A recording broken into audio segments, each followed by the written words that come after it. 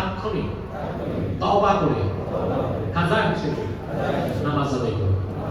ইয়া আল্লাহ, সুদ খাবো না, সুদ দিব না, সুদখোরের সাথে সম্পর্ক রাখবো না।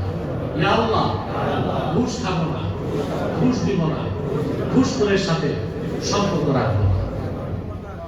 আমার এই কথাগুলো মানবো তো ইনশাআল্লাহ?